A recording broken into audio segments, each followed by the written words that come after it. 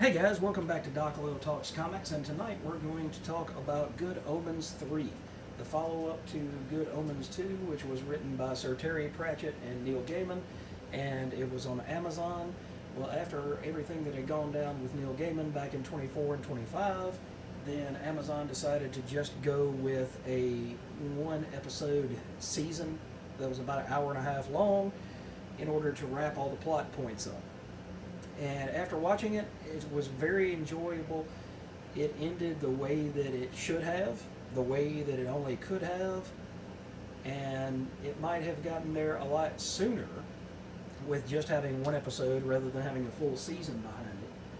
But, like I said, with everything that went on with Neil Gaiman, they lost him as a producer, as a script writer, as being able to add anything to this. So they kind of had to work with what they had, and it was great. I enjoyed it. It was comical. It was exciting. You didn't really know what was going on. Now at the beginning of it, it showed John Hamm, who had been the angel Gabriel, but you didn't get to see Gabriel anymore in this season/episode. Instead, it focused on Aziraphale, Michael Sheen's character, who had actually ascended to, not the throne of heaven, but he was kind of the superior archangel at this point. And he had chosen to go to heaven at the end of season 2, and it broke Crowley's heart because Crowley saw them as being together, and he just knew that in the end Aziraphale was going to choose him, and he did not. And so they're not on good terms at the beginning of this show, but by the end, like I said, it's got the ending that you want. It's got the ending that it had to happen that way. And along the way, you get to see an angel go rogue that has her own ideas about what heaven is and the role that Crowley and Aziraphale are supposed to play in this overarching title, which is, not. And then you get to see heaven and hell kind of turned upside down because mystical artifacts start disappearing and angels go disappearing, and heaven is trying to point the finger at hell. Hell is wondering what in the hell is going on because they're confused by all of this.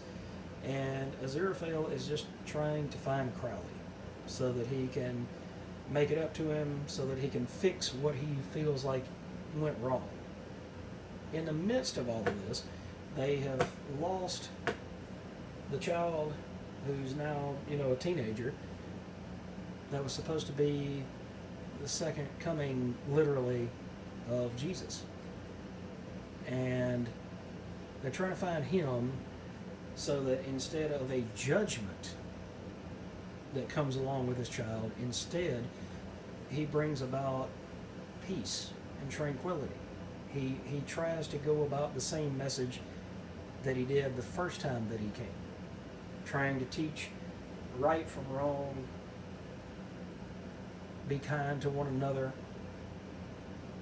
And and it's funny because the way that he learns his life lessons there on Earth is from learning from a card shark, because somebody told him to find the lady, and he finds this card shark, and the card shark teaches him to find the lady each and every time, to find the queen in the deck. And through this, he remembers his old teachings. So it's a little bit sacrilegious in the same tone that Monty Python and the Life of Brian is sacrilegious. A lot of the Python skits and movies, kind of had that tilt of, not full-blown anti-Christian or anything like that, but at the same time they twist things, and sometimes it goes off perfectly, and then sometimes you're left scratching your head saying, what were they trying to accomplish here other than pissing a lot of people off, based on their those people's religious feelings and thoughts and how they work in the state of religion that they find themselves in. Sorry guys, I'm not trying to get too wordy here, but my point is it's slightly irreverent. You have to watch this sort of thing with an open mind and not take it too seriously, because if you take it too seriously, then it'll make your head explode. But if you can be objective about it, then you're in for a good show. You're in for, just like I said, it's big, it's loud, it's boisterous, but all in the right areas. And plus, it doesn't hurt that it's an Amazon show, so you don't have to pay anything for it.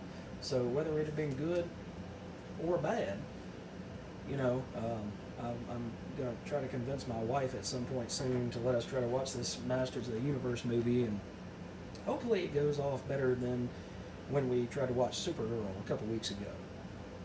But this is much better than Supergirl was, and this is a fitting ending for these characters. So if you get about an hour and a half to sit down with you, your spouse, your kids, as long as there's nothing overtly wrong, but I wouldn't show it to anybody who's 7, 8 years old or anything like that. But if they're teenagers and things like that, there's nothing here that's going to harm them, because at that point they have an understanding, or at least a decent understanding of how life is, so they're not going to get twisted up by it. It's just a TV show. It's just entertainment. Years ago I had a friend of mine, and I went to go see V for Vendetta, and a friend of mine said, how can you go watch that? It's anti-Bush, it's USA, it's anti-Republican, all these things. And I said, because I don't go in there looking for political messages. If somebody puts it in there and I choose to enjoy the movie and I miss the political message, I would say that that's about the best way that it can be explained. I enjoyed the movie. I didn't have to listen to the politics. I didn't have to say, oh God, here we go again. I didn't see those things. Now, I'm not saying they weren't there. Just like this. There might be some twisting and some not so kosher, in the overall narrative. But I'm just here for a good story. And this is what that provided. So if you hadn't had a chance to check out Good Omens 3, and if you hadn't checked out Good Omens at all, keep an open mind, but sit back with your popcorn and enjoy it. The first 2 seasons are just uproariously funny, irreverent, and a slap-happy good time. And this provides a very interesting and, I wouldn't say over the top, but I wouldn't say modest closure for these 2 characters. But they do get the ending that they deserve. So go check it out on Amazon Prime, guys. Hit that like, hit that subscribe, come back for more content.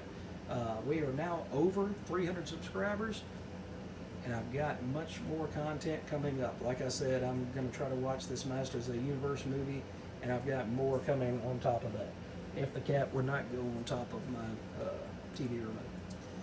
But anyway, thanks for watching, guys. Have a wonderful, wonderful Sunday, and I will catch you in the next video.